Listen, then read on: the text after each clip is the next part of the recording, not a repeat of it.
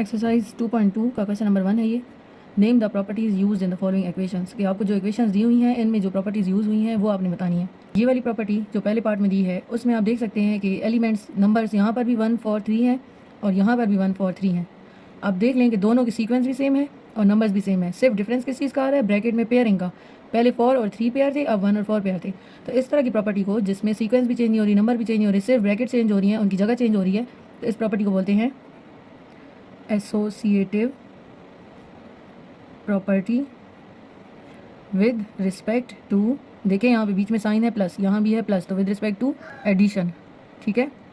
एक और चीज़ इसमें ये याद रखनी होती है कि यहाँ पर आपको 3 क्वांटिटीज़ या 3 एलिमेंट्स दिए जाते हैं। यहाँ पर 3 नंबर्स आपको दिए हैं, इस साइड पर भी और इस साइड पर भी, तो ये एसोसिएटिव प्रॉपर्टी की निशानी है। इसके बाद पार्ट 2 में हमें दिया हुआ है 5 × a + b equals to 5a + 5b। पहले 5 इस पूरी ब्रैकेट के साथ मल्टीप्लाई हो रहा था, ये 5 a के साथ भी मल्टीप्लाई होगा, ये 5 b के साथ भी मल्टीप्लाई होगा, यानी 5 डिस्ट्रीब्यूट हो रहा है, यहाँ पे डिस्ट्रीब्यूट हो रहा है, तो ये प्रॉपर्टी कहलाती है डिस्ट्रीब्यूटिव प्रॉपर्टी। Distributive property. अच्छा, यहाँ पर 2 साइंस आपको नज़र आ रहे हैं, एक मल्टीप्लाई का, एक एडिशन का। मल्टीप्लाई एंड एडिशन की टर्म्स को मिल रहा है, तो हम कहते हैं distributive property of multiplication over bracket के अंदर जो साइन है वो एडिशन। इसमें आपने याद रखना होता है कि इस साइड पे आपको ब्रैकेट के अंदर 2 टर्म्स मिल रही हैं और बाय कोई क्वांटिटी उनसे मल्टीप्लाई हो रही होगी, और इक्वल के बाद 2 टर्म्स मिल जाएंगी, ब्रैकेट्स खत्म हो जाएंगी, तो ये प्रॉपर्टी कहलाती है distributive property of multiplication over addition. Property में हम ये देखते हैं कि अगर हम 0 को ऐड करें किसी नंबर में या 0 में किसी नंबर को ऐड करें तो आंसर हमें वही नंबर मिलेगा। इस प्रॉपर्टी को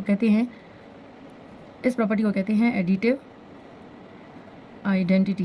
ये जो 0 है ये एडिटिव आइडेंटिटी कहलाता है। एडिटिव आइडेंटिटी का मतलब कि ये 0 किसी भी नंबर के साथ ऐड हो भी जाए तो उसको चेंज नहीं करता, वो उसी तरह ही रहेगा।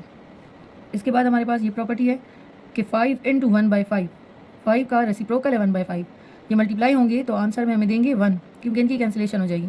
इसी तरह 1/5 × 5 भी कैंसिल होकर हमें क्या देता है 1, और ये 1 क्या है, मल्टीप्लिकेटिव आइडेंटिटी है।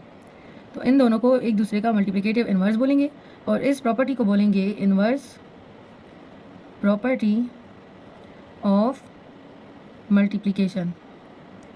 जबकि हमारे पास 5 और 1/5 एक दूसरे का मल्टीप्लिकेटिव इन्वर्स होंगे और ये 1 हमारे पास मल्टीप्लिकेटिव आइडेंटिटी होगी।